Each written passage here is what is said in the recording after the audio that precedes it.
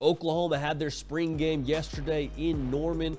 What can we take away from a spring game? What are some things that maybe we can chew on for a little bit until we get through fall camp and into actual games being played?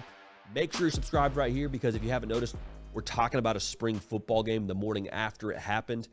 We're a little bit sick for this college football thing. And if you haven't noticed, you're watching a college football spring game reaction video. So we're sort of cut from the same cloth here. Make sure you're dialed in. Also, make sure you're following me on Instagram and on Twitter at JDPikel.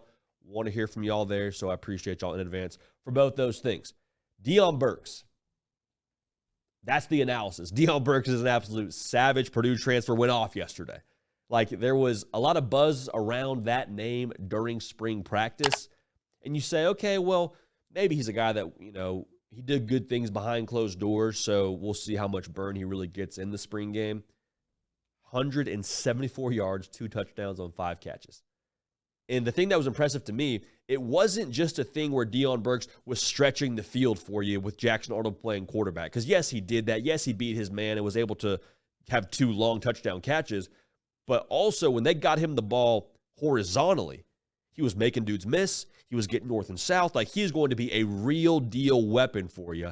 Could very easily be wide receiver 1 for you when it comes time to play games in the fall. And that's massive, 1, for a young quarterback. 2, the scary part is you didn't even see the rest of that wide receiving core in the spring game. Like, I expect Deion Burks to be the go-to guy, but you got Andrel Anthony, who will be healthy and ready to roll. You got Jaleel Farouk. You know what he brings to the table. Nick Anderson, who was pretty much a walking touchdown catch last year and a Red River legend. Like, all these pieces now tell you, again, Jackson Arnold will have a ton of help, a ton of weapons to throw the football to. And then in addition to that, it means you can't give just unlimited attention to Deion Burks. You have to worry about all those guys burning you. And so that's going to make for defenses to have to pick the way they want to go out. And it's going to make for, I think, a lot of good things to happen offensively for Oklahoma. Now, it wasn't just the wide receivers that I was impressed with. Javonte Barnes didn't play yesterday for Oklahoma, but even so, man, Gavin Sawchuk, saw him running. I was really impressed with Caleb Hicks. I mean, that dude, when he got north and south, he was one cut and go, ran behind his pads really well. That encouraged me. I think you're probably 3 deep at that running back position. Should be encouraging. Those things are huge for taking pressure off of Jackson Arnold.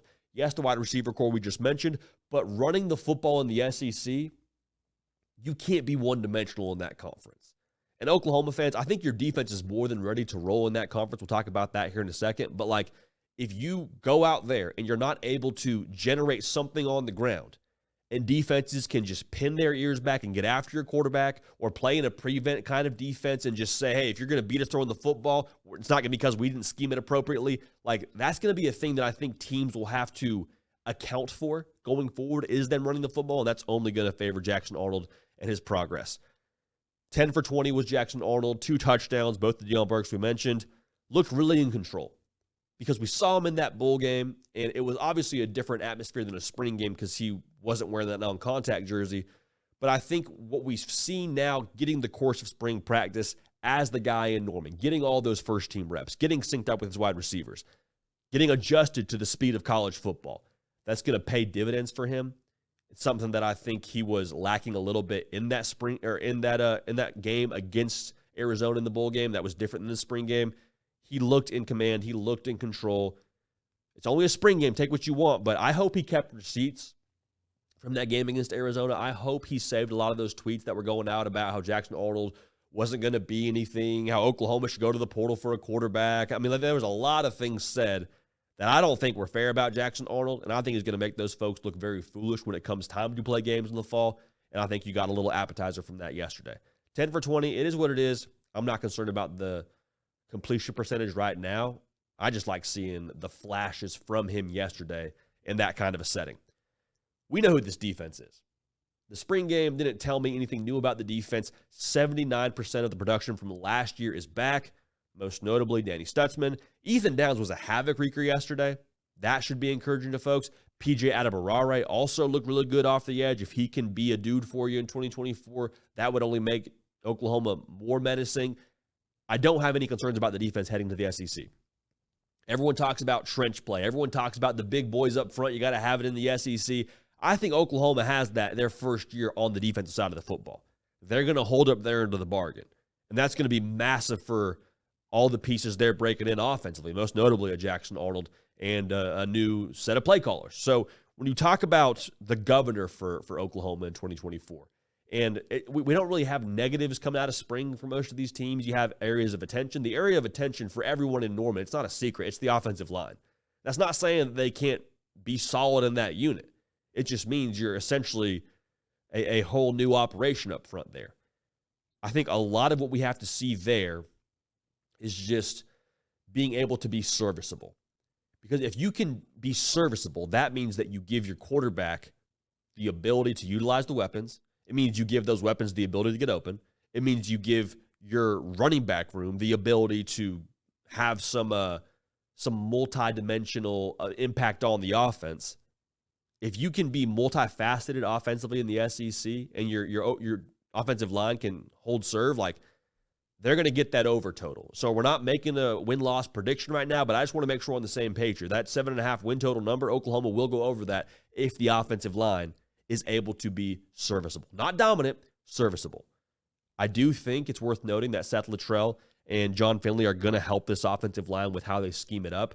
I think they're going to give a lot of quick game to Jackson Arnold. I think it'll be a lot of zone run schemes, which is going to essentially allow them to take the defender where they want to go any given play, and not so much we have to physically dominate and push them back 4 yards. Like, you'd like to see that. I think you will see some of that at different times from Oklahoma.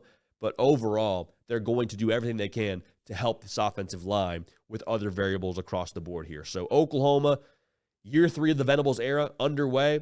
Culturally, they're a year 3 team. I am very excited to see what this offense is, because I think Jackson Arnold's getting a lot of disrespect from what happened in that bowl game. And I don't know if he'd tell you this, but I think it probably has to feed the mentality a little bit if he needed any extra motivation. Deion Burks is going to be a monster.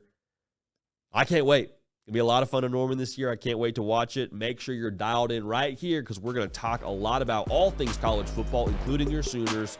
So we want y'all a part of it. Make sure you're following on the socials.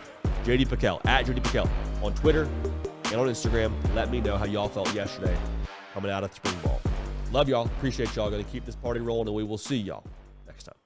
Hey, y'all. Thanks so much for watching. Subscribe to the channel here to make sure you don't miss an episode of The Hard Count. Also, be sure to check out other videos on the On3 YouTube channel.